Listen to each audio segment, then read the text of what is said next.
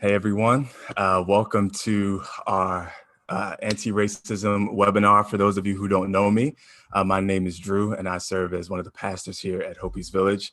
And so glad that you're here. If you could just let us know you're here, let us know where you're tuning in from. We'd love to have some ongoing interaction during this down in the live chat. This conversation is a really important one. It's a conversation that we as a church, as a community, have been leaning into together, and we are wanting to continue to create space to lean into what it means for us to be an anti-racist community. And so I'm really excited tonight that we're going to have some friends of mine join us for this conversation to help us lean into this together. But before I introduce them, I just want to go over what the evening's going to look like. So after I get through this introduction, we're going to have a time where our speakers and our moderator, who I'll also introduce in a second, are going to be leading us through a discussion. They're going to be having a conversation. And we really wanted to keep that space conversational so that we're sort of entering into a fireside chat that our friends are going to be having about their own personal experiences, about the things that are happening in this world, about what the gospel has to say about being anti-racist people.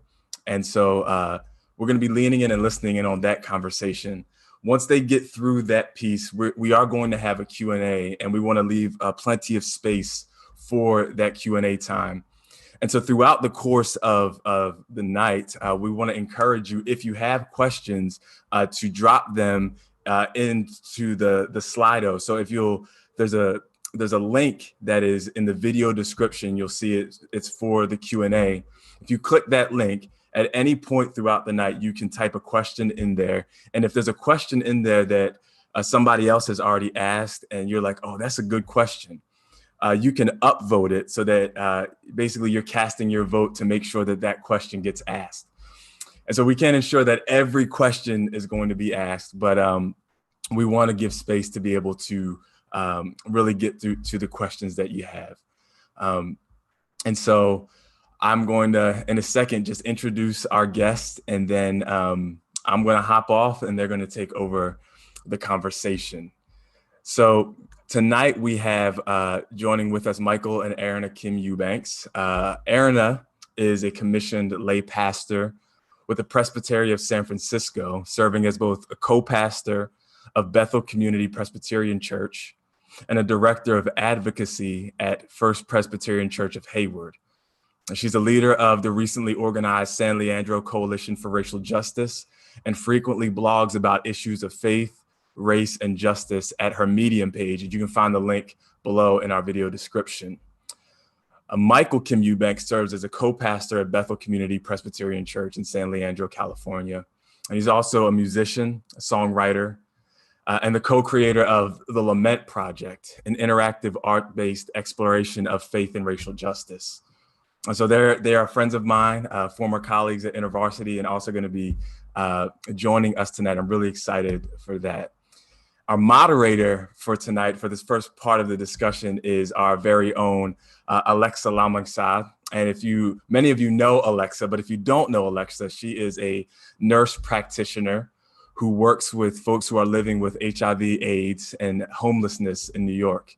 She's originally from the Bay Area, but has lived in New York City for over 4 years now, where she has very happily been part of the Hope East Village community for 2.5 of those years. Alexa also knows Michael and Erina, and so that's one of the reasons why she's going to be moderating and having a conversation with them, and she's going to be sharing more about that. But I want to invite them on at this point and hand off the conversation to them. So Alexa, Michael, and Erina, thanks so much for being with us. So excited for this conversation, and I'm going to hand it off to you all, and I'll see the rest of you at Q&A time. Thanks, Pastor Drew. Thanks everyone for being here. Welcome to this webinar, and hi, Michael and Erina. Good evening. So Good excited afternoon to to have us. you. Good evening to y'all. Yes, thank you for zooming in all the way from the West Coast. It seems like we both have light still, so that's good. My light Yeah. might change in a few minutes, but yeah, we're just excited to have you here. Yeah, and as Pastor Drew briefly mentioned, I do know both Michael and Erina from college days, which when I was doing some calculations, that's over a decade ago, I think, at this point. Wow. Okay. We're Yeah. doing that. We're doing that. College days were over a decade ago. Oh, yeah. But I'm so excited to have you here, even though we're on different coasts. Having you both here is really exciting and going to be great. So, so let's jump in. And I know people are itching to get to know both of you a little more. Yeah. So, can you both tell us a little bit about yourselves? Just where did you grow up? What your family makeup was like, and in particular to our conversation tonight, what certain experiences have been integral in your racial formation. Yeah. Good evening to everyone. Your first introduction to us will be the fact that we have a 3-year-old and a 10-month-old.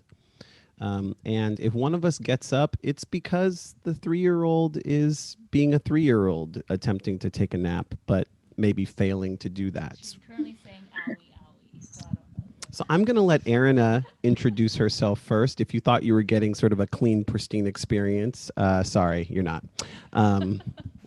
Okay, so I'll introduce myself first. Can everyone hear me? You can hear me, right? Yeah. Okay. So I'm Erina Kim-Eubanks, and I am a second-generation Korean American born in Southern California and pretty much grew up in California my whole life, except I did live for 2 years in Flushing, New York when I was like 4 or 5 years old. And a fun fact about me and my family is that when we lived in New York, my parents owned a laundromat there, and Cindy Crawford was one of their regular customers before she was like super famous. This is back in the 80s. So had my little stint in New York, but mostly have lived in California my whole life. I have 2 sisters, and I'm the middle of the 3 girls, and pretty much grew up in Southern California. I grew up in a city called Irvine, California. I don't know if folks out there in New York are familiar with Irvine. Alexa, you're familiar with Irvine probably, but for those of you who don't know, Irvine has sort of been known historically to be it was just like when I was growing up, it was always one of the safest cities in America. So it was just a very suburban town, and kind of sheltered. Like if there were homeless folks in the city, the police would come pick them up, take them to a neighboring city, to Santa Ana, drop them off there. And growing up, you know, it wasn't actually super diverse when I was growing up, but has gotten to be increasingly diverse over time, as more and more immigrants kind of come from Asia, from kind of mostly from Asia, East Asia, I would say, but because of its reputation of having really good schools, a lot of folks have immigrated to Irvine. And so I grew up in Irvine, and grew up basically in a pretty split world. I had my school world, which, you know, felt very American, and spoke English and kind of had to assimilate there. I remember, you know, having those experiences of my mom packing me my lunch with like Korean food in it, and then later being like, can you just make me a sandwich with Wonder Bread? So I don't know if folks have that kind of experience or anyone's familiar with that, but I had that sort of experience growing up. And my high school was pretty it was like probably half Asian American and half white. And I would say it was very, very low percentage of Black folks in the school. And then I actually ended up moving to the Bay Area to go to school in 2001 at UC Berkeley. And if you know, UC Berkeley, I think has a history of like, oh, being this place of protest and liberation movements and all that. But when I was there, and folks who are there now know, like, you know, it's actually at the time when I was there was maybe like 3% Black student population. It might have gone down to like 2-3% currently. And so, and about 40 to 45% Asian American when I was there. I think it's gotten to be increasingly international over time. Our child is screaming. But so I grew up pretty split in terms of like my school world being very sort of in this way of like trying to assimilate and fly under the radar, not stand out. And then at home and at church, is very much like Korean culture. And I grew up in a Korean Presbyterian church that was pretty much like a place of cultural community for a lot of Korean immigrants in Southern California. And so, like, I remember going to Korean school as part of my church. Like, it was like church on Sunday and then Korean school on Saturday. And part of that was like taking things like Korean fan dance and doing taekwondo and different things. And so, something that marked even the sort of split of my two worlds was that for the longest time, at school, I was pretty quiet, pretty shy. And people would pronounce my name Erina because they would see my name and think, oh, it's Erina. And for the longest time, I actually didn't correct them. So at school, I was Erina. At home and at church, I was Erina. And my Korean name is Erin. And so it's like Erina is sort of the English way of saying Erin, my Korean name. And so it had this sort of split world of like my Korean cultural upbringing and then kind of like school and all that. And I think a lot of my sort of racial awakening didn't happen until college and beyond. I grew up kind of just sheltered in those two worlds. And then it wasn't till college that I began to really have some experiences of displacement and kind of intentionally being in communities and spaces that I wasn't familiar with. And so some of that came through like different programs I was part of. I started volunteering at a juvenile hall near the UC Berkeley campus. I did some urban immersion programs with InterVarsity and had just some like started to foster friendships and relationships with different people. InterVarsity at the time, which was the campus ministry I was part of, had these different ethnic specific ministries. And so I know Lexa was part of that with Kapwa. But so I think part of my kind of faith formation was also in intentional relationship with people of different ethnic backgrounds. And so after college, I went to college ministry, worked with InterVarsity for a while, but also in that time and then kind of after I left staff, just really entered into a period of just continuing to push myself to be in new places and backgrounds. I was attending a Black Pentecostal church that was staffed by a friend of ours, Michael McBride, for a little bit, and then continued volunteering in different capacities in different communities and spaces that were very different kind of from what I grew up with. So intentionally was pushing myself. And then I think the real sort of breaking point for me, well, I'll say, and then Michael and I met and we started dating and then we got married. And so that was a huge part of my journey too, which I'm sure we'll talk about later. But I will say that around 2013, 2014, after the acquittal of George Zimmerman and then kind of the killings of Michael Brown, Eric Garner, Tamir Rice, kind of Sandra Bland, all that sort of the birth of the Black Lives Matter movement and beyond was really when things started to shift for me. And just really entering in even deeper into kind of lamenting and understanding the real suffering and embodied suffering and experience of the Black community. And then in 2016 had the experience of going to Ferguson for this immersion, week-long immersion with some other pastors, and that was really an eye-opening point for me as well. And so I've just, it's like kind of funny because people are like, oh, you grew up in Irvine in this like very sheltered place. You went to Cal where there's like 40% Asian Americans. Like, how did you end up in this place of really caring about race? And to me, it was a lot about just like putting myself in places where I was in proximity to people who were most marginalized and sort of experiencing these realities and getting to learn their stories, getting to see their humanity and realizing like, oh, like there's a lot of shared humanity and a lot of things in our experience that are really shared, and getting to see, even for me along the way, and I'll share more about this later, but kind of my own engagement as an Asian American the ways that I've also been impacted by racism and white supremacy in ways I didn't recognize started to become unearthed through those relationships. So I was a little distracted by crying baby. I think things are okay, but I'll pass the mic to Mike. I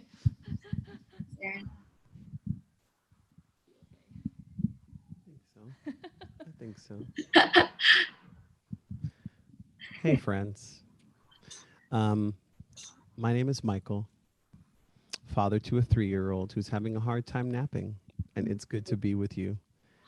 I grew up in Los Angeles, in various parts of Los Angeles. By the time I was born, my parents had finished their divorce proceedings, so I was with my mom in a single-parent home for a while until we got remarried. And so that meant that essentially I was raised not just by my mom, but my grandma and my 3 aunts and my uncle and my grandpa. So family life really was centered around grandma and grandpa's house in a suburb of South Los Angeles. An interestingly mostly Black middle to upper middle class suburb. So my extended home was also church. I grew up going to church. I attended Holman United Methodist Church, pastored at the time by a man named James M. Lawson Jr. Some of you might have seen him, though you might not know you saw him, as one of the people giving remarks at one of John Lewis's kind of funeral remembrance proceedings. James M. Lawson Jr. He's sort of a very important figure in the background of kind of the nonviolent movement of America. One a lot of people haven't heard of, but once you've heard of him, you know then that he actually mentored John Lewis. He was our pastor. It meant that church was really interesting because we talked about slavery a lot, and we talked about freedom, and yeah. So I would say that my life felt pretty Black centered, although my school life felt not so at all in some ways. I was bused to a white magnet school. My classmates were mostly white in elementary school. Then we moved to another suburb outside of Los Angeles, and my classmates were mostly Asian American. And so that began kind of a significant chunk of life being in primarily Asian American space, starting around middle school. My mom's strategy for me was get educated. If I get educated, then I'll be able to survive. So my mom spent a significant amount of energy investing in my education. She was a teacher. My grandfather was a teacher. My great-great-grandfather was a teacher. So there was just a sense that if you get educated, you'll be fine. So I spent a lot of time doing semi-nerdy things. I was in the math club in junior high school. I majored in math in college. Yeah, right. So education was important, but also my family was very artistic, particularly musical. So I started playing instruments, singing when I was 3, playing the piano when I was 4, and so on and so forth. You know, I noticed when I was growing up that most of my classmates were white, but most of the kids on the bus were Black. And that felt interesting to me, right? I noticed that most of my friends were actually people of color starting at elementary school, that the white kids weren't really interested in being my friend. And I was one of the few Black people in my classes, basically always. I also noticed that the Black kids said that I wasn't Black enough. And I think that's a part of a lot of internalized racism, but also a lot of the ways that an emphasis on education meant that I wasn't necessarily kind of involved in Black spaces the way that my mom would want me to. You know, we were at church a lot, but my Blackness got read a particular way because she actually trained me to engage the world a certain kind of way, actually with some suspicion towards Black people for various reasons. And so I would say a lot of the like jokes and fights, like physical fist fights and ethnic slurs, didn't really happen until middle school. And that's kind of where stuff ramped up for me from a very, very negative perspective. So I think for me, that kind of lays the groundwork. College, I'm going to talk more about what happens in college later on. And yeah, but that's kind of pre-college those are some of the experiences that I think begin to shape what's going on for me. Right. Well, thanks for sharing, both of you. It's very different experiences for both of you, I think. Whereas I think Erina, I actually feel very similarly to you, where there was a kind of a sheltered environment where I don't think I necessarily had to think about my race or my ethnicity as much. Whereas I think, Mike, you're saying you started to notice these things even as a young kid, which, yeah, definitely has, you know, implications later moving forward. But yeah, where you both are now, where I feel like there are different starting points of your journey, but you both are here right now, which is great. And I want to hopefully get to uncover more of that as we move in our conversation. And I'll just say to that, I think a lot of that for me, when we talk about like Asian American experience and identity, obviously like there's such a big range in terms of like just your ethnic background and like what generation you are and socioeconomic stuff. I should say like, grew up pretty middle to upper middle class, but also geography. Like I think like Asian Americans in different parts of the country really experience different things. And so growing up in Southern California and like especially in Orange County where there was a like growing and emerging Korean immigrant population, like there was a way that I could be in a community of people who looked like me and spoke the same languages and ate the same foods and all that stuff. And so I did have some of that sheltering in a way because of where I grew up, which would have been different if I grew up in like Tennessee or something. So Yeah, and I will actually say conversely, because of in a lot of ways the desire for my mom for me to be educated, that actually meant removing me from the schools that I was assigned to go to in order to go to schools that had better programs. And those schools usually had a majority white population at the time. And then when we moved to another district entirely, it was in a city and space where there just wasn't a black presence, period. And the schools were generally very good. And kind of, it was basically like equal parts white, Latino, and Asian American. And then parachute kids came in from Asia. Then Asian Americans moved in from different places in Orange County. White flight happened significantly. Latino folks stayed, but actually their median incomes got lower. And so it's this experience where I was actually a significant minority in school and social space from a very young age. So yeah. Yeah, and I think something both of you did mention was both of you were involved in the church growing up, and Mike, you spoke about your church was very vocal about things of race, and I'm not sure, Erina, if you mentioned, but how was your church? oh, no, definitely not. Yeah. Right. So again, very different, both in the church, but very different experiences. So I was just curious, how do your theological foundations compel you to engage in anti-racism now? And what are those theological foundations? You or me? Well, I will say that, yeah, in answer to your question, I mean, no.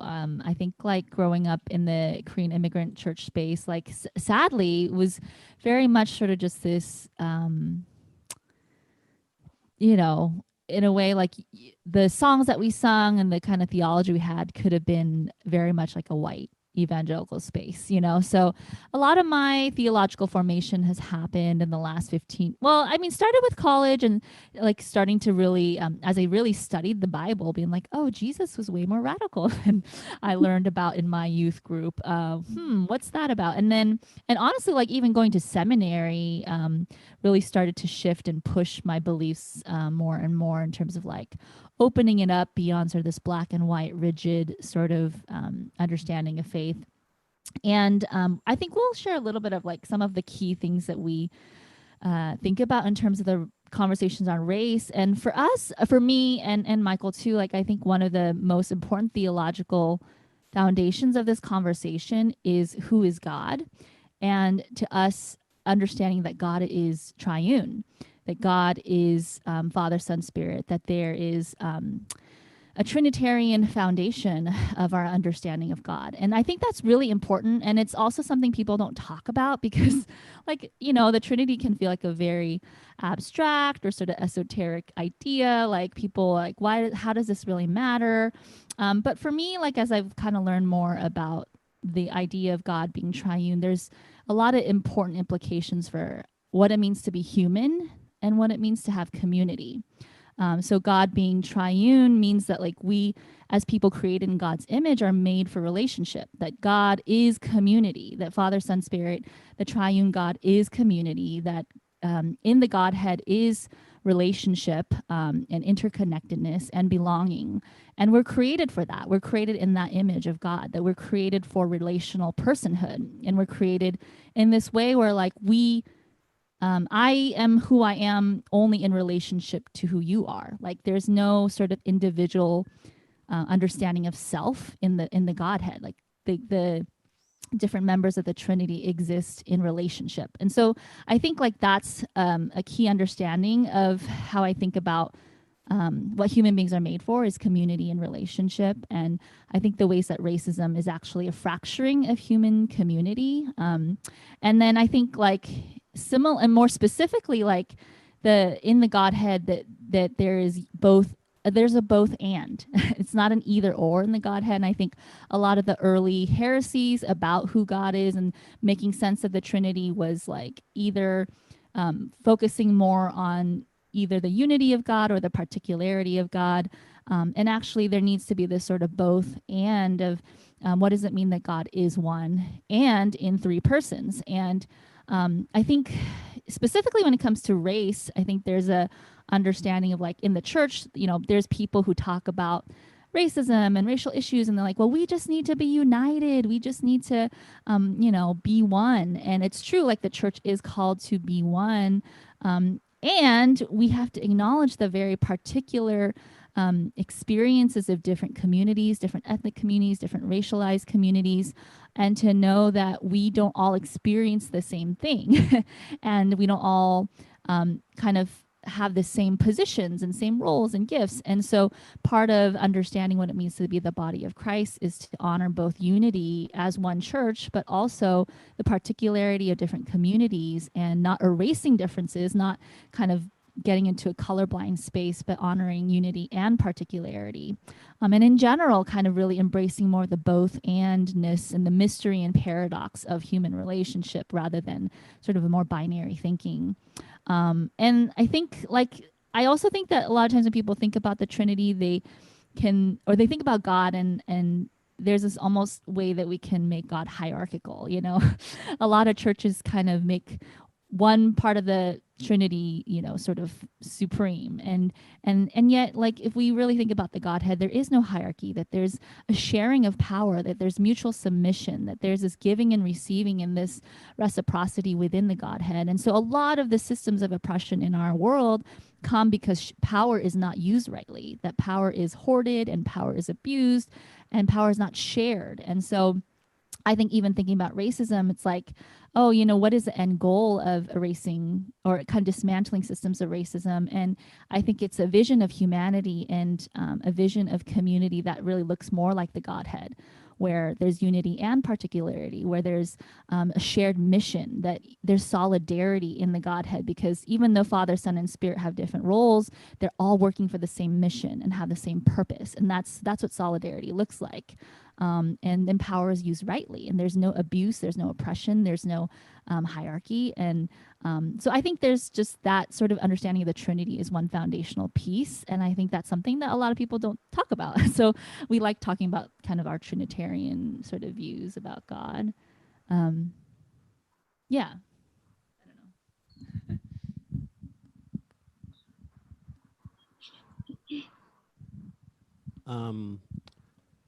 For me, I like to think about what I call the background program running in the Bible, which is empire. There is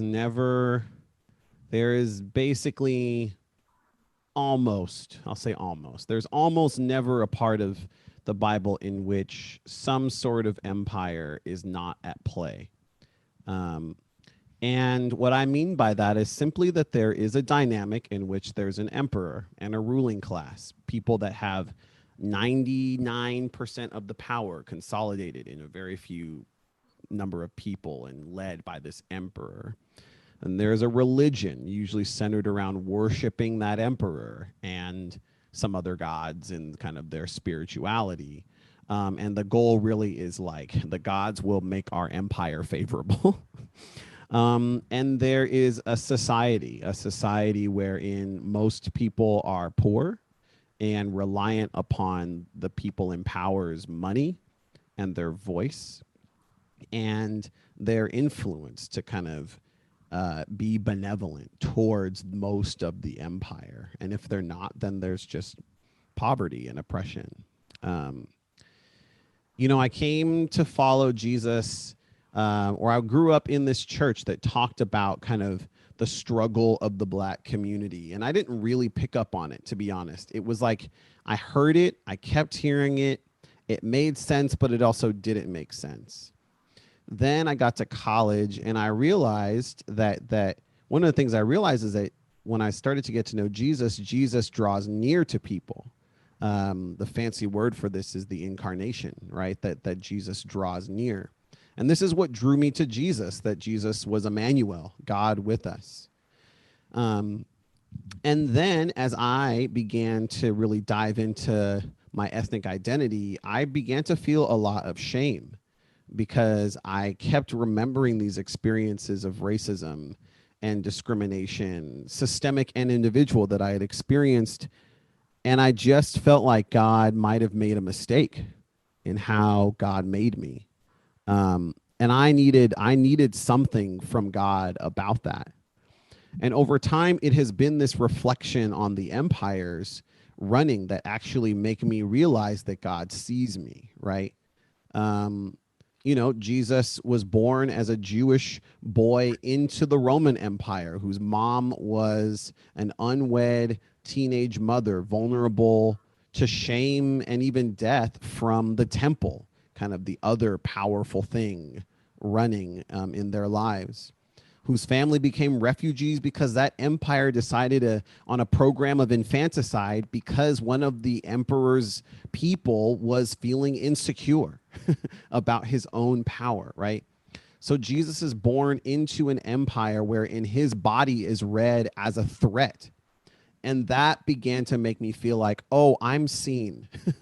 I've been seen as a threat in this place. I am seen, right?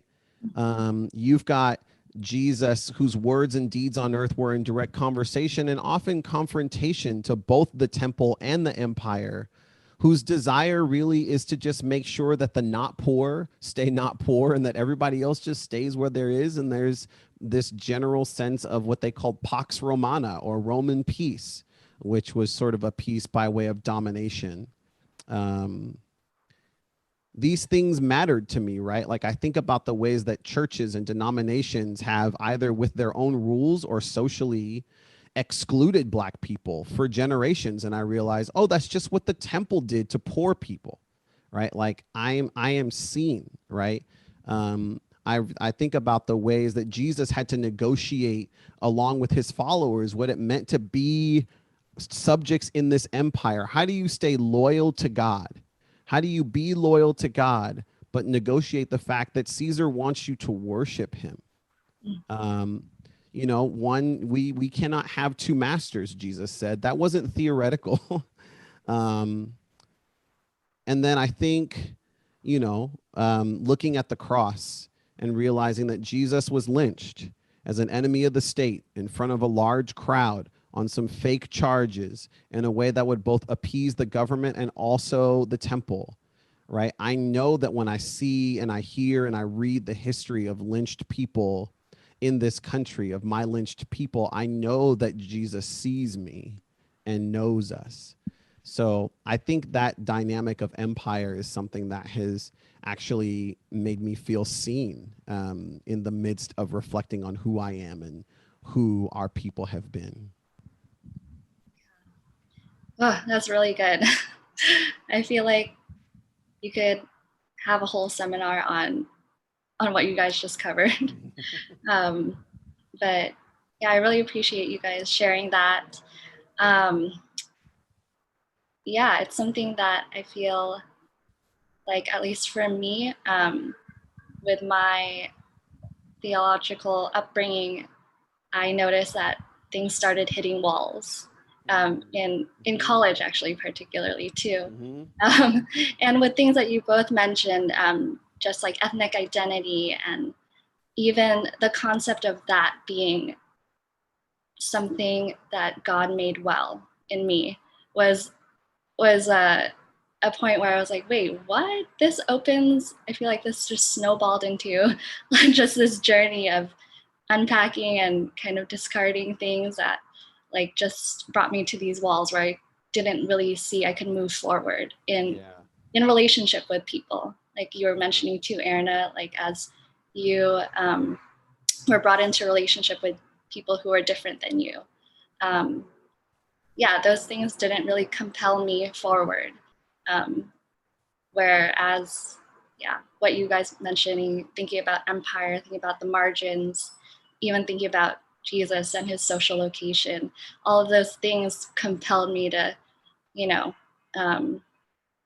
think about people who are different than me and how to love them. So, yeah, thank you for that. I'm sure people will have a ton of questions for you both, which I also want to mention. Remind people that we have a Slido going on and that you can post your questions in there and we will get to it during the Q&A portion. And so, yeah, I think moving forward to our one of our last questions is thinking about Black and Asian solidarity particularly. And I think both of you have already laid out just the impact of being a particular, being in a particular body and how you are living your faith through that. So I just wanted to ask both of you about what does Black and Asian solidarity mean to both of you, and how do you both participate in that?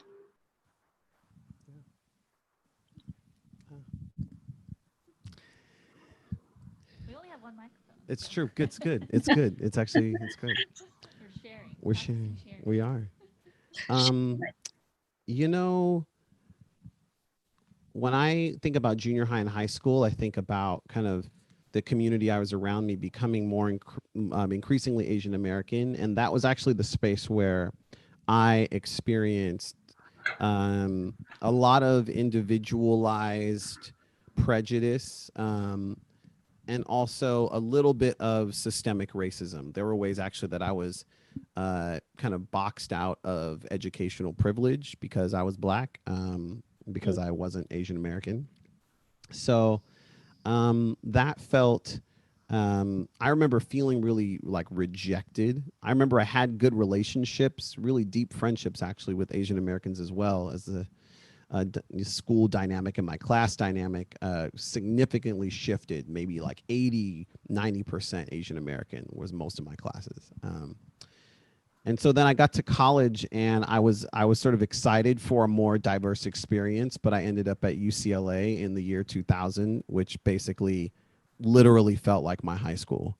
It felt like nothing changed, and I remember being really scared as I was like walking around the dorms and meeting people. But that year was a year where I had a significant spiritual transformation, and a lot of the people that were a part of that were Asian American. And it felt sort of like the goodness of God to begin to redeem kind of my experience of different Asian Americans from different ethnic backgrounds, actually. And so I began to build these friendships, and an interesting thing happened, is that as the friendships grew, I got invitations to go to people's houses and meet their families and eat food, and that did a really interesting thing where once the invitation came once, it came again, and then parents started knowing who I was, and it felt really strange to me, and it felt really life-giving, but I couldn't really put my finger on it. And all of this to say, I think when I think about Black Asian solidarity, I think the kind of phrase that comes to mind that undergirds everything else is chosen family. I think that that's kind of been my experience of experiencing solidarity, but also choosing solidarity, is to say, I have made a decision that you are close to me, that your being is wrapped up in mine. It's sort of the Ruth story where Ruth can actually choose out, right? Like Ruth did not have to make the decision that she made to commit.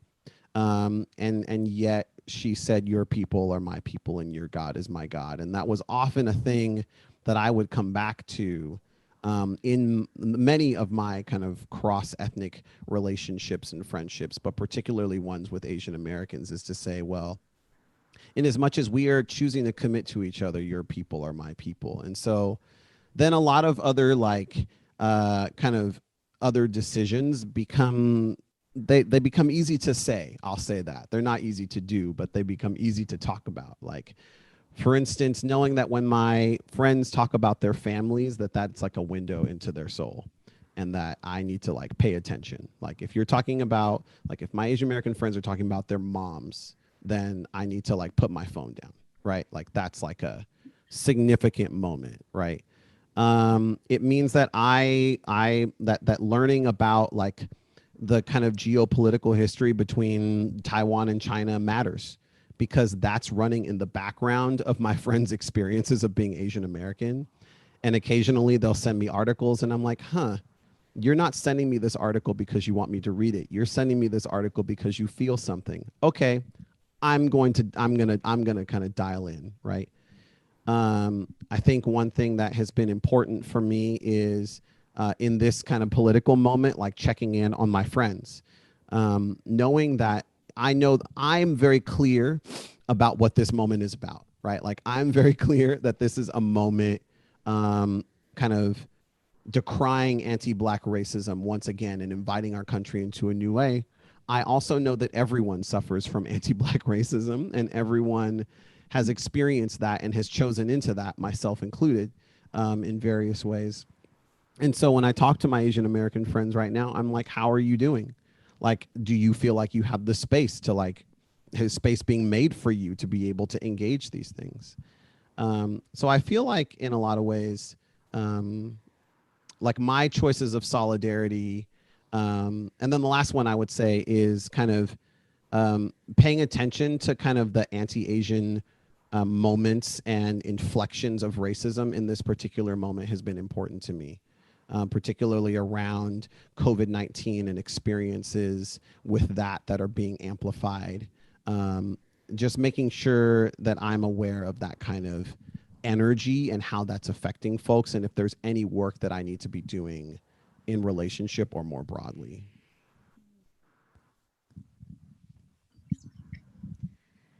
Yeah, and then I guess for me, obviously very different than Michael. But when I think about Black Asian solidarity, you know, I've been in my own journey with that, and I'll say I think for a while, as I was kind of like going through my own awakening and learning about racism and all that, I mean, I've had different seasons of it. So like I think in college I was learning stuff and it was all very theoretical. And then like as I was dating Michael, it became very real and embodied in our own experience and with my family. And then kind of like with the Black Lives Matter movement and beyond, it kind of like pushed into a place of like really demanding cost from my life, you know? Like I think I've been in different seasons of it. But I think there's been a shift for me where for a while, as I was kind of thinking and engaging issues of race, there was almost this way that as an Asian American, I felt like I had a lot of shame. And I think there is this common sort of like presentation of Asian Americans as like, oh, you're just silent and you're just complicit and you're privileged and you've benefited from the model minority.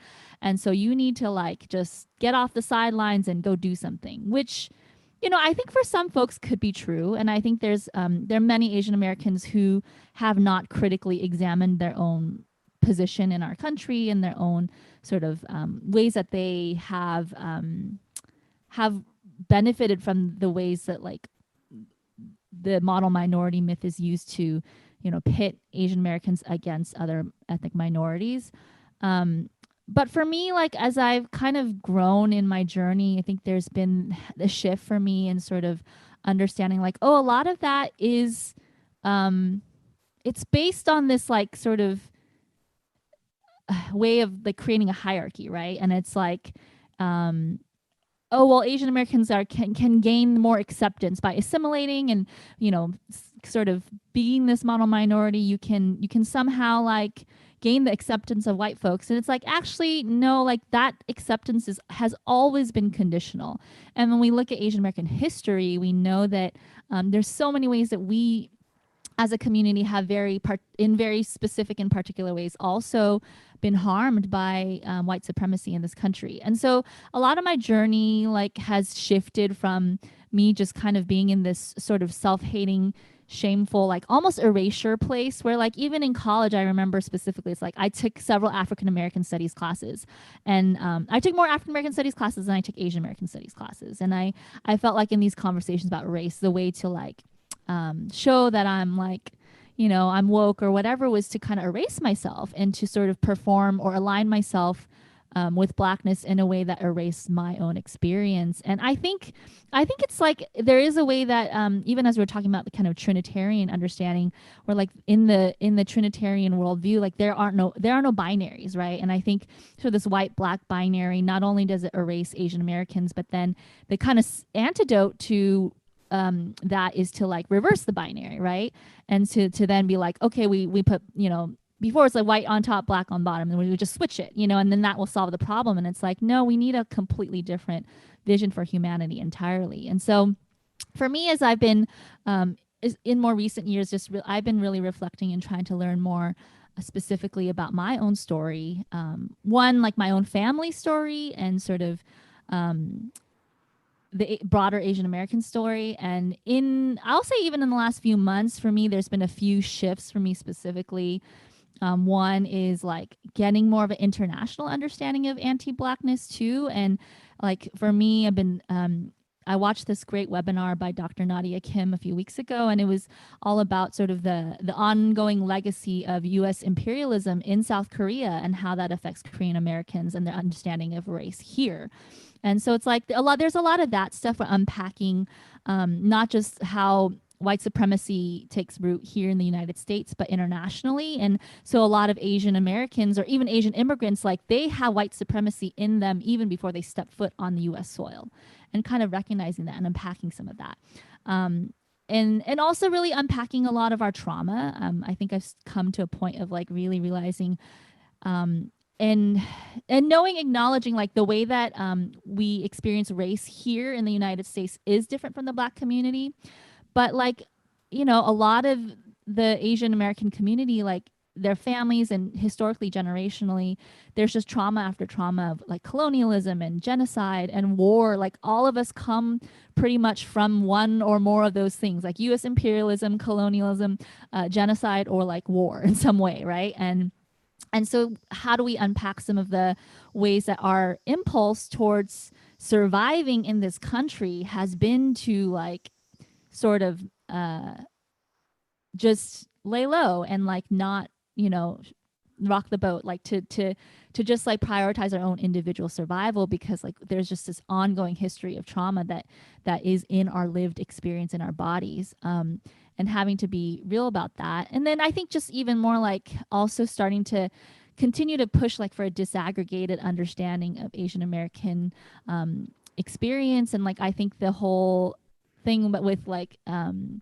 Hmong officer who was, you know, standing by when George Floyd was killed, like I think that brought up some really interesting things too, in terms of like what does it mean for him to be a Hmong American, in ways that a lot of there's a lot of like invisible communities even within the Asian American diaspora, right? Like whether that's like Hmong or Mien or Southeast Asian or even other South Asian communities where we don't consider them really in the Asian American experience. And so for me, I've just been trying to like have a deeper and sort of broadened understanding of the Asian American experience and unpacking some of the history and sort of the trauma more and more, because as we do that and we know our own stories more, like you can't ignore the ways that like we all suffer from white supremacy, right? And so solidarity is really about collective liberation. It's not, oh, just me trying to help Black folks. It's like we're in the struggle together. We have a shared mission. We have a shared purpose. We have particular expressions and roles in that, but we all have the same goal of like wanting a different vision for humanity. So how do I step into that? And how do I do that if I don't know myself? I have to know myself more and more. And I think there's also just a recognition like that Black Asian solidarity is not new. That historically there have been so many moments where Black and Asian folks stood together in resistance for collective liberation and freedom, and we don't often talk about that history. We talk a lot about kind of divisions and prejudices against each other's communities, which is also real and we have to address. But there is also like long legacies of Black Asian solidarity, even internationally. You know, our friend Alexa knows Bianca Mabute Lui too, but she had this great like zine series that traced some stories of Black Asian solidarity, and one of the things was even like these soldiers, Black soldiers from the U.S. as they were like taken to the Philippines to fight, you know, they ended up joining forces with Filipino resistance fighters in the Philippines, you know? So there's those kinds of things we have to acknowledge too. And so I think my like approach to it is really just like, how do we get to know ourselves more and more and know our own story and unpack that so that we can enter in like knowing what role we play. So there's a lot more to say, but that's just my first thing. That was so good.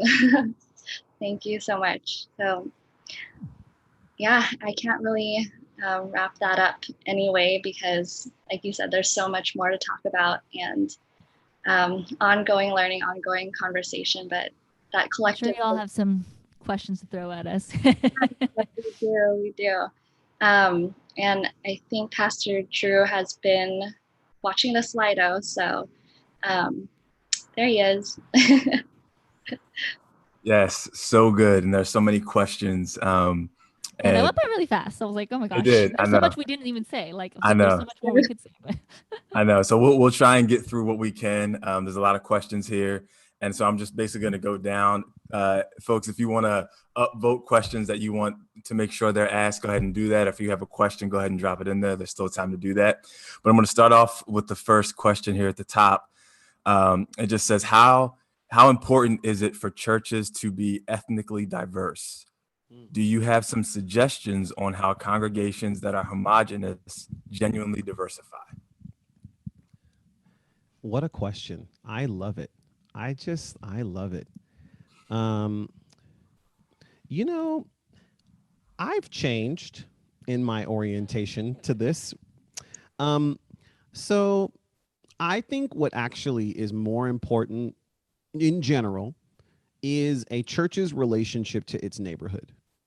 So, and who you are, and knowing who you are in relationship to your neighborhood and its history. So I'll give you an example. If you are a church, right? Like I was speaking at a church in a city, in a part of a city where there was a significant Black presence in history, but no longer. And the church was not majority Black. They knew that. They knew that about themselves. And so one of the things that they were trying to do was, well, let's serve the neighborhood, right? And so I would say before then, like, you should know the neighborhood. Like, every member, as a part of your membership class, should know the history of the neighborhood in which you intend to be, right? This also assumes that your church cares about your neighborhood, which is sort of the baseline, right? Like, there's churches that have a disaggregated sense of who they are and want to be kind of everywhere at once. And that just doesn't really fit with my kind of sense of how church can really be effective.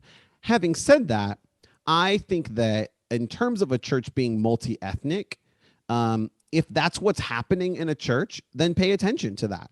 And you'll have to also have conversations, like the First Corinthians had to have, like in First Corinthians, how they had to have all these conversations. Like, how do we negotiate our differences with each other, right? Like, how do we not fight when these 8 kinds of people want to like speak in our congregation, right? Like, you'll have to have those internal conversations. And Paul is very clear that actually in the way that you negotiate those internal conversations, you are kind of being a witness to the goodness of Christ, right? But then also who you are in relationship to the neighborhood.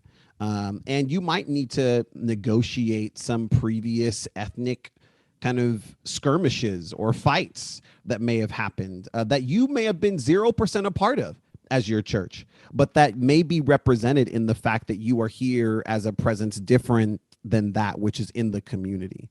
So I think before I would have said, you need multi-ethnic churches. And now I'm just like, you know what? Like, we're like, who knows what's going to happen to housing because of coronavirus, right? We don't know where people are going to end up. We don't know what kind of communities people are going to end up in, but where they end up and how they relate to those places from their own position matters a lot.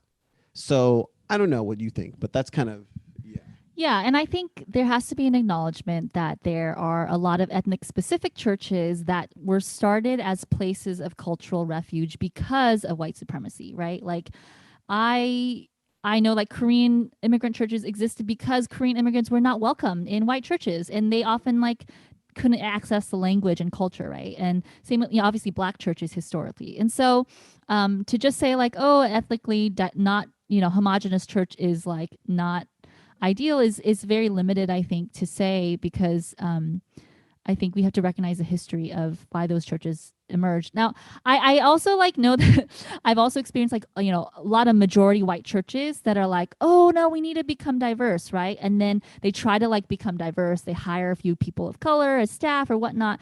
And yet in culture, they're still like very majority white. And so I think the bigger thing is for churches to always be anti-racist, like whatever your position is, whoever your makeup is, to know like how are you working towards anti-racism, and then to also say like to know that individual churches are not the whole church, capital C church. So like, let's say you are a majority Asian American church and you're like, well, how do I like show solidarity with the Black community? It's like, rather than just always trying to get Black folks to come to your church, maybe you should like build partnerships with other Black churches and figure out how do we support and come alongside and learn from these churches. So I personally am like, I don't think it's, for me, like the goal. I mean, obviously the long-term goal, like the heaven goal is obviously like a multi-ethnic sort of family, but like in terms of where we are in our country and where things are at, like I don't think, I find that a lot of churches that make multi-ethnicity their goal often can tokenize people and then often like become more colorblind in approach, where it's just like, oh, as long as we're all colorful, it's fine. And I think that is dangerous. So all of that is so good. Like, I just want to respond to all of it, like everything that you said. So I'll just amen it for right now. But I want to keep moving in the questions so we can get through them. But next question here is, what barriers have you experienced personally and in working with others in anti-racism work, particularly around Black and Asian solidarity?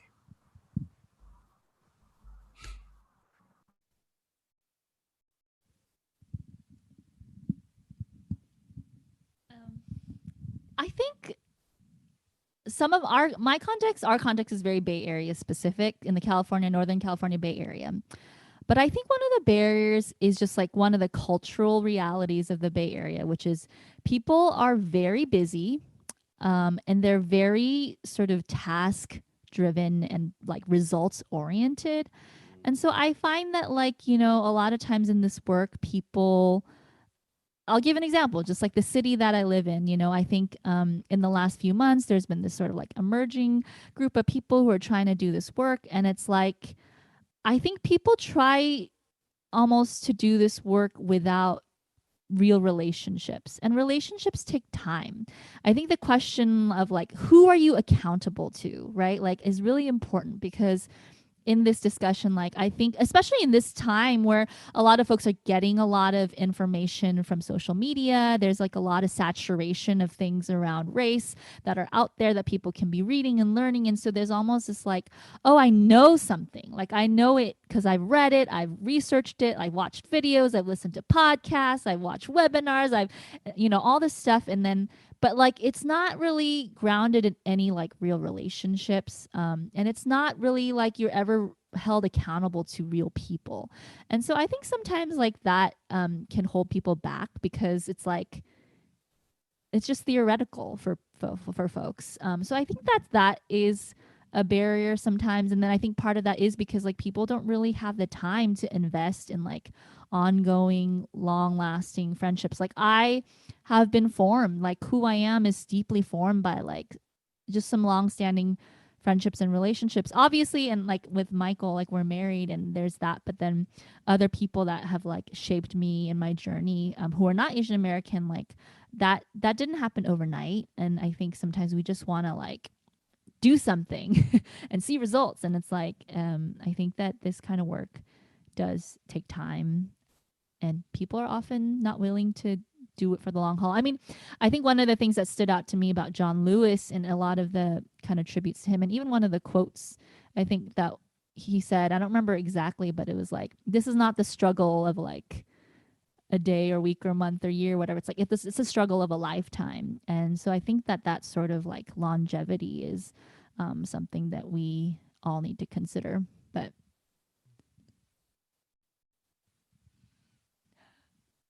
I'm gonna leave that there. Yeah, one of the things that you said, Aaron, I love the way I interpret it in my head was that there's a difference between gaining more knowledge about something and actual transformation. Right. There's a big difference between those two things. Yes. And I just think that in this conversation, that is so crucial to remember, because we can read a whole lot, but not actually be transformed. And the goal is transformation, not just accumulation of knowledge. Yeah. And in a sense, almost if you see this as an accumulation of knowledge, that actually is sort of a white supremacist way to do anti-racism. It is to say, if I get more disembodied knowledge, then I'll have what I need to be able to engage. And actually, what the thing that we need more is more connection. Like we need more shared destiny, right? Like if your liberation is bound up in mine is sort of the quote that comes up for me. And liberation doesn't get bound up within each other by reading stuff. Like that doesn't happen that way. I've never had a friend be like, I read a lot and now I love you more, right? Like my friends that particularly that are Asian American, we've had hard conversations. They've showed up in my life. They've showed up in the movement in their own space, right? Like that and that builds love.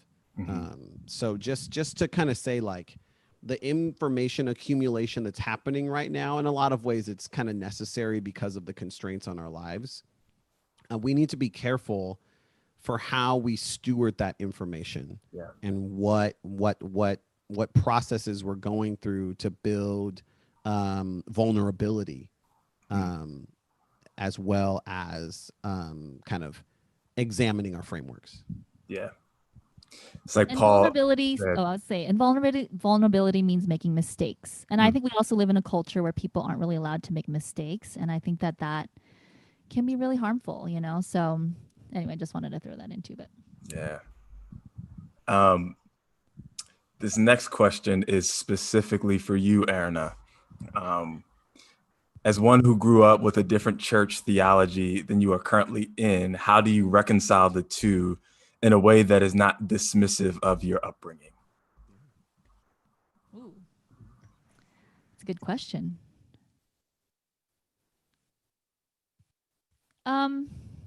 I think there's so many things about my upbringing that have shaped me, and I think it's just about acknowledging that, like the fact that like I read the Bible a lot as a kid, right? Like, and then so I already had a value and sort of understanding of the Bible, for example. And then like when I went to college, it wasn't like I like had never studied the Bible before. And so for me, like there was this almost deeper transformation or like appreciation for understanding, let's say, for example, like the very radical nature of Jesus's ministry, because like I had read passages before and like was familiar with the Bible. And I think it kind of just like took things deeper for me rather than like, I think, yeah, it's viewing it as like kind of building upon and taking things deeper. Like, I think there are certain things that are very toxic that like, you know, you just kind of like, okay, I'll just leave that, leave that at the door or whatever. But I think there are other things, especially for me, as faith evolves, like a lot of faith evolving is not about going from one black and white answer to another black and white answer. It's like going from a black and white sort of binary oversimplistic paradigm to this space of like, I think this, but I don't really know. And there's space for like uncertainty and doubt and mystery in this. And like, I'm just going to be faithful. Right. And so for me, I think it's I try not to be dismissive. I do think sometimes I can be dismissive. So I'm like, that's a struggle for me. I think I can work on that. Or, I mean, I think the bigger struggle is to how not demonize people who have those beliefs, and to understand like, oh, I've had like 20 years of theological formation that they haven't had. Right. And so I think that's part of it too, is like, it's easy, especially in this like social media world, to like see things that people post and be like, oh my God, you're so dumb. Like, how could you say that? And like, but to understand, like, I think just tracing more of my journey and like knowing that I'm blessed and privileged to have like had a lot of people teach me along the way, and kind of holding those things together. So I don't know. I'm not really answering the question, but I'll just say like, I think there's a way to honor people who have those beliefs, without demonizing them. And I think there's also a way to recognize like beliefs are always evolving, and to kind of, as I'm more in a place of like openness and mystery, like openness to mystery, like being like, I mean, even where I am at now, I could be wrong about that too. So, and just holding that more loosely. So yeah, I think one of the things that I hear in what you're saying is even holding things with great humility, right? That there's there's just humility in how we hold the things that we believe, even the things that we have convictions about, right? But there's a great humility in how we hold those and talk about those, and yeah. So I appreciate that. This next question is, how have you reconciled the history of colonialism, the role of Christianity in your own faith? That's real stuff. Yeah. We have another kid awake. Just want to give a kid update. I know that wasn't a part of the seminar, but it is what it is. This is a work that's been, for me personally, very intense over the past couple years, because I think about things like the slave Bible and how in the sort of Christianizing of the slaves, we were given about 30% of the text and all the parts of all the good stuff was removed. Right? Like, so even not just the project of slavery, which in and of itself is demonic, but the thought of like, well, the humane thing to do is to make the slaves Christian, as if they didn't have a spirituality that wasn't deep before they got here. And then how are we going to do that? Well, we can't give them the parts of the Bible where, like, you know, basically Exodus, where God frees slaves, because then they'll think that they're supposed to be free. And that clearly isn't what God wants for them, right? It's just nasty. The way that you reconcile it, the way that I've reconciled it, is to lament and to say, this sucks. It's terrible. Period. Full stop. God, I hate that it happens. I kind of hate that you did it, but you didn't do it, but you didn't stop it, but you did. I don't know, right? It's just having a fluid conversation with God about this stuff is basically the only way that I personally have been able to navigate. And it's not like the dynamics have ended. I think that there's a lot of ways. Everyone welcome Jarena, Nicole, Michael, Kim-Eubanks to the webinar. I love it.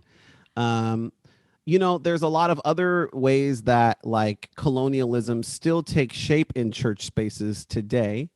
We don't want to call it that because that seems really extreme. But in the ways that we kind of, I call it the Black Lives Matter but movement, the way that churches have allowed themselves to say Black Lives Matter, but have to write an entire theological statement decrying, but we're not talking about the actual organization, and we're not Marxists, I swear, and we love Black people, but, you know, we can't forget about all the problems of the Black community and how they need to, you know, like this whole like thing. They can't just say like, Black people are made in the image of God. We will fight for their dignity, full stop, period. Like there's just a way that still happens. And so I feel like, again, what I've glommed onto is a couple things. Number one, the oldest continuous tradition of Christianity in the world is the Ethiopian Orthodox Church. Like that's a dark people, my friends. Like I'm not going to let sort of colonial Christianity erase the fact that Philip, the Ethiopian eunuch, basically took the gospel back to his town when he had that interaction on the road, and they have had a continuous witness for 2,000 years. Like the gospel is not anti-Black. We are anti-Black. So it is clear to me, right? When slaves figure out that Jesus is good, even when you only give us 30% of the Bible, Jesus is not anti-Black. Your hands are anti-Black. Your mind is anti-Black. So for me, I'm not willing to throw Jesus out. Now, what I will do is vigorously interrogate every part of especially my evangelical experience for the ways that it has been homophobic and patriarchal and anti-Black. And I will say, I repent.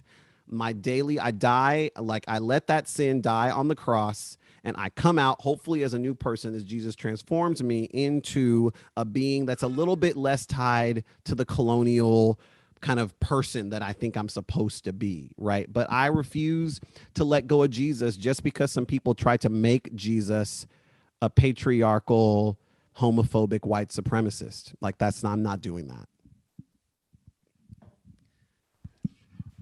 About to take laps around the room right now. Thank you. No, I mean, so good. Woo. All right, I'm gonna keep moving. Yeah. Oh, yeah. We might be. Yeah. No, we're good. We're good. We're foiled a little because our older child was supposed to be. Anyway, well, whatever. It's a family affair. It's a family affair. I love it. And so does everybody in the chat. Yeah. So. All right, next question says, I attend a church where leadership is resistant to doing radical anti-racism work. What is my personal responsibility in influencing change? I feel discouraged.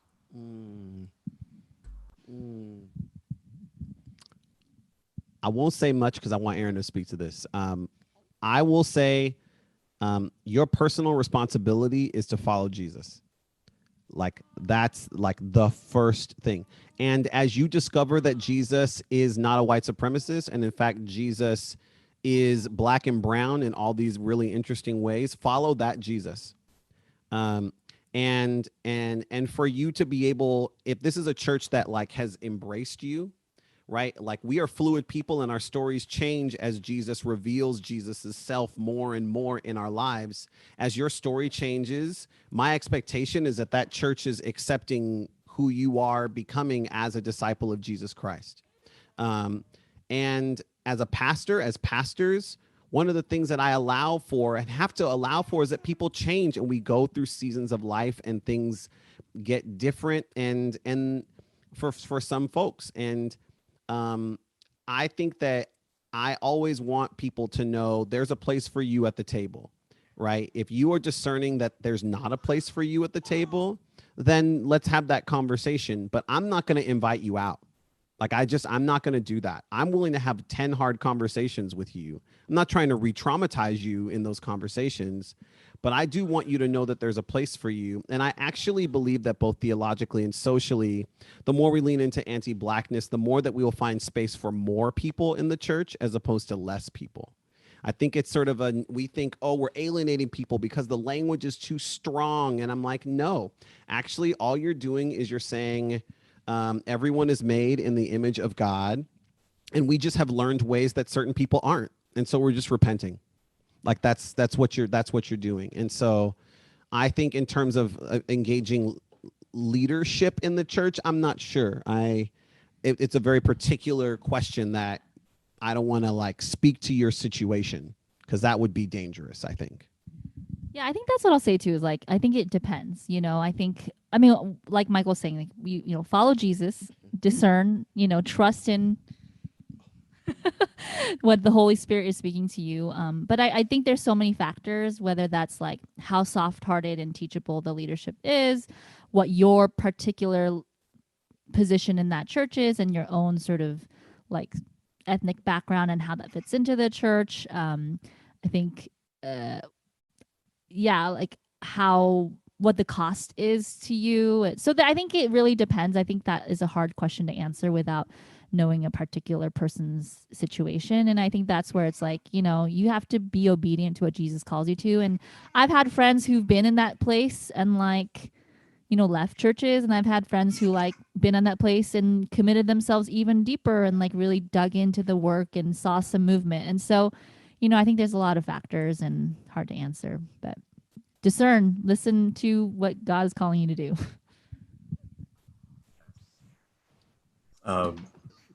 This next question is it's a really important one. Can you speak a bit more to the personal work of undoing your own internalized racism against your own race? Yeah, that's a big one. And I think it plays out differently for Asian Americans. Yeah, she pooped. You got to clean up your own poop. Yes. One thing I'll say is a great resource for me.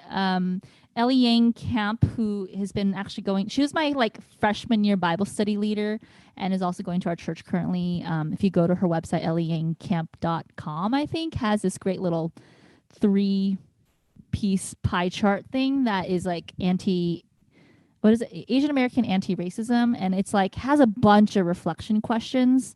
So I would just say for Asian American folks who are trying to like unpack some of their own internalized stuff, go to that site, look at that, and like actually do the work of reflecting on some of those questions, because they're super helpful and deep and like really force you to do some of that work. But I think like so much of racism takes different forms for different communities. I think for the Black community, historically, it's been this sort of racial inferiority. And for Asian Americans, it's always been this racial othering, right? Otherness. And so and this kind of ways you deal with that are different. And I think so much of like our impulse, Asian Americans, like the impulse for us individually and society is always like erasure, or sort of like denying ourselves and like our own particularity in order to Okay, child. And so I think doing some of the internalized, undoing some of the internalized racism work for me has just been about like, one, seeing the forces, or what are the things that have made me feel like not enough, feel like I'm constantly not good enough, not enough, have to do more, have to be more, have to strive more, and to come to a place of like just self-acceptance. And I'll just say I'm still working on that. I'm also an Enneagram 3. So it's just like a lot of my own sense of self is wrapped up in my achievements and stuff. But like, I think that there's just a lot of work that needs to be done to come to a place of like radical self-acceptance, of like seeing yourself how God sees you. Alexa, I think you referred to this too, of like coming to this place of like, oh, like I am made in the image of God. Like the image of God is not complete without me. Like, and if that's true, then why am I like hating myself so much? You know, like this, I am reflecting a part of God. And I don't have to be like other people. Like I don't have to try to assimilate, whether that's assimilating towards whiteness or even assimilating towards blackness. There's something very unique about Asian Americans and how we are like that, you know, we should, and even across Asian American groups, there's so many differences, right? So I think it's just continuing to look at like what has been the impulse towards like erasure and assimilation, because we've always felt othered, because we've always felt erased. And to be like, no, like who I am is good. I reflect the image of God, and to just like begin to celebrate those things, which is hard because I don't, you know, it's like very odd for me to like celebrate myself or to like praise myself or like to even see good in me, because there's this weird false humility thing. But actually like that false humility thing is an erasing of self that actually denies God glory, because like I'm actually diminishing the image of God in me. So yeah. Love it. Do you have anything else? I will quickly say that the work of getting into your own story and really kind of embracing that as like this is where God has brought me feels really important in that as well. Not to sort of paint your story in like an overly optimistic way, but just to say, no, this is who I am. My story matters, and I get to like reflect on that.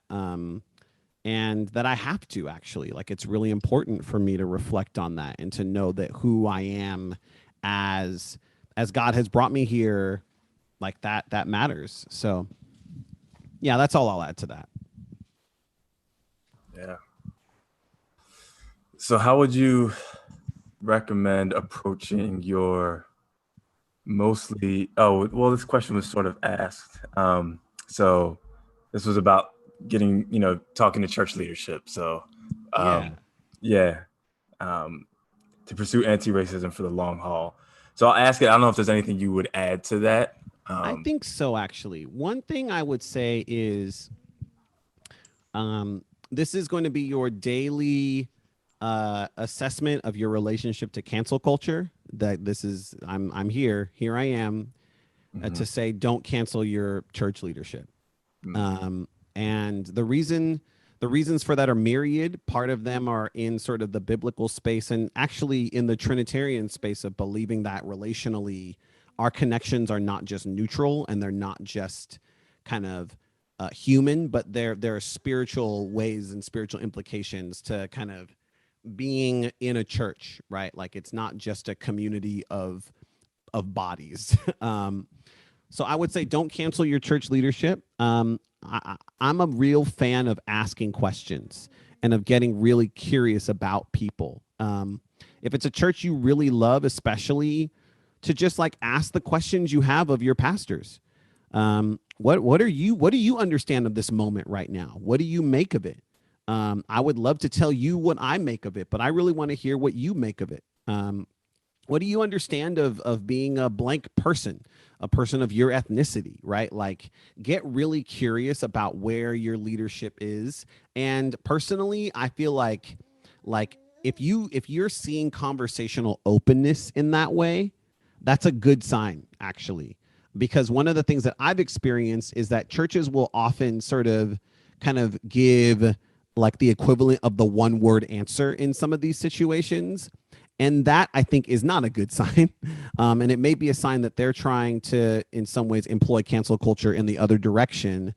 So I would say, I would say stay curious about kind of where your leaders are and how they're doing and how they're feeling in this moment. Recognizing that I think a lot of churches and a lot of pastors don't really know what to do. I think we have felt that. You know, you take COVID and we become totally digital, multiply that by a racial uprising, multiply that by 2 kids under 3. And I mean, come on, right? Like, so I just feel like stay curious. And it's not to say like, if they're problematic, you should just sort of give them a pass. But it is to say that in a lot of ways, I think we take people's problematicness to like a 10 really fast. I think that's sort of the energy of the age. And I actually think, you know, I would give people a couple more chances than that. And I say this as someone who's experienced racism in evangelical space very clearly and has tried to practice like giving people the opportunity to speak for themselves before we speak for them. So. We got about 5 minutes left, so yeah. I'm gonna try and see if we can get through these. What are ways that we can stay engaged long term without burning out? Yeah, I will say that you should have. So, how do I say this? You should have a set of spiritual practices that kind of partner with how you use your body in the public square, right? Like this is where kind of Matthew talking about the things that we do in secret, like it matters. It matters who we are when no one's looking.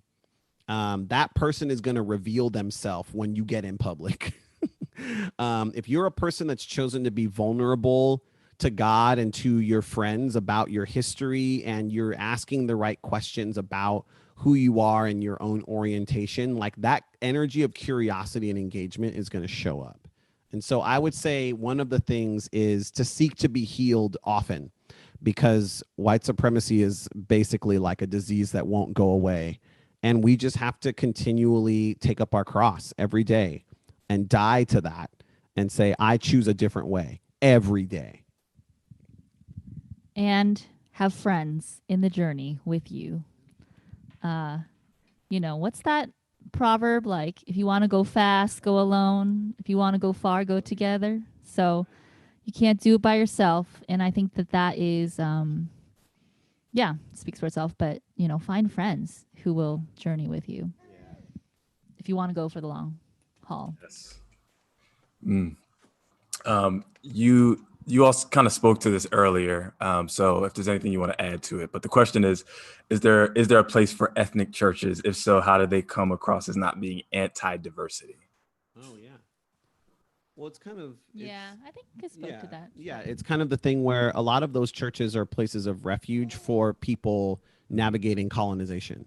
Yeah. And I think there's, you know, we've seen even in Erina's parents, the way that they are asking good questions right now and trying to wrestle as Korean immigrants in a largely Korean immigrant space. Like they're asking those questions from their own positionality. And so I feel like I think the charge towards multi-ethnicity has done us a lot of harm in terms of the way that we view communities trying to find refuge from white supremacy.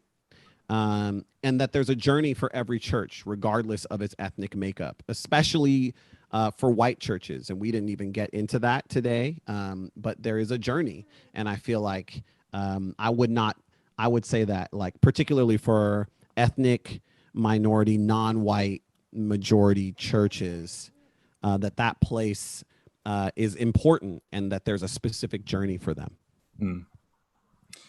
All right, this is the last one, and so I'm going to ask it just so we can get through all of them. Yeah. But how do you coach your church in anti-racism work in corporate America and their professional lives?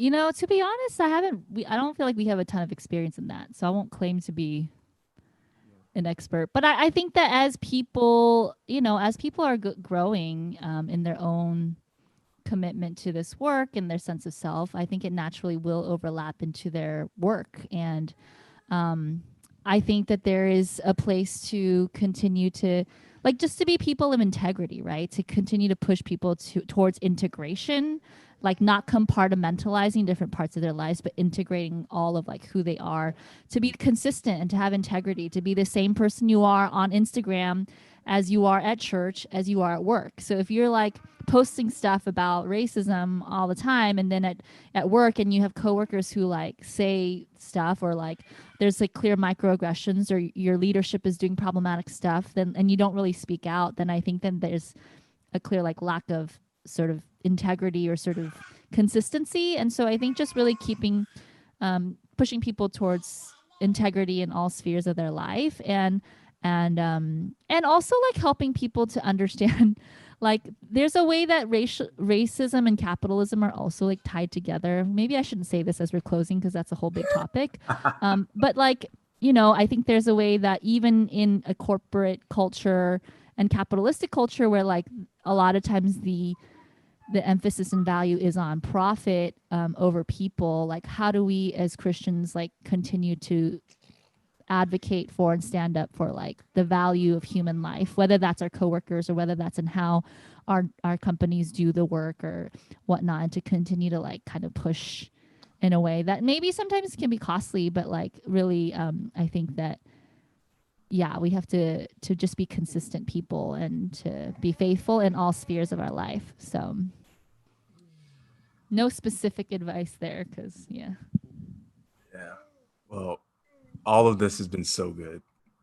So good. And I know I'm going to go back and listen to it, and I hope others do the same, share it. Like this is just good stuff for us to be sitting in together. And so I just want to thank you, Michael and Erina. I thank you, Alexa, for moderating. This has been amazing. Before we leave, I do want to encourage everybody. One of the values that we have as a church is a value of living generously, and we want to bless you all as you have given your time. I mean, you got kid in your arms and doing this work, and so we want to be able to bless you.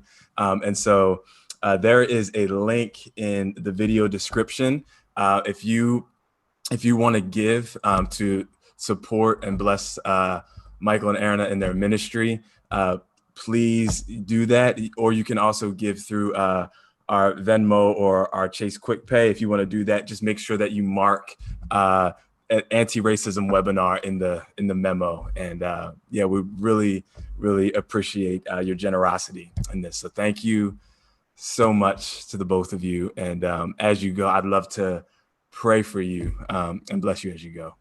Let's pray. Father, I thank you so much for this time. Thank you for Michael and Erina and for the work that they're doing. And just it feels good to be to know that there are co-laborers in the work, even on the other coast, committed to this same work. And Lord, I pray that you would continue to teach us what it looks like to join you in this beautiful work of the kingdom of God, of seeing your kingdom come on earth as it is in heaven. So Lord, would you continue to teach us, lead us forward? Would you make us attentive to the voice of your spirit as we go, and keep us filled. Teach us what it looks like to stay filled, so that we're not trying to pour out from something that's empty. We need you to constantly be filling us up for this work that you have called us to. But we bless you. Would you bless Michael and Erina as they go away from this place? And we thank you so much for them and for their partnership in this work. We pray all these things in the name of the Father, the Son, and the Holy Spirit. Amen. Amen. All right. Thank you. And thanks everybody for joining us. Thanks for being flexible with us as we deal with the children. Our plans were, a little foiled, but yeah. Glad you got to hear this little one's voice too. She has a lot to say. Yes. Thanks, Erina. So good. Wow. Love it. She was named after a preacher, so well, Yes. Thanks for the invite. We are super grateful and are praying for your church. Blessings to you all. Thank you. Blessings. All right. See everybody. Do